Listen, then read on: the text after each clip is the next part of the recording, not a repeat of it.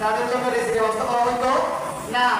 আমরা যারা বেঁচে আছি, আমরা বেঁচে থাকা অবস্থায় খাবার দাবার সুস্থ অসুস্থ সব গ্রহণ করতে পারি।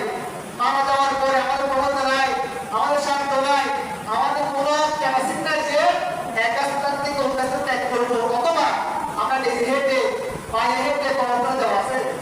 কিন্তু আল্লাহ বলতেছে তাদের ব্যাপারে সূরা আলে ইমরানের মধ্যে কত নম্বর আয়াত বললাম? 169 নম্বর আয়াত। এই আয়াত আল্লাহ বলতেছে কুরআনের আয়াত, এখানে অপরাধ করা, অস্বীকার করা, ত্যাগ করার সুযোগ নেই, জান্নাত করার সুযোগ নেই।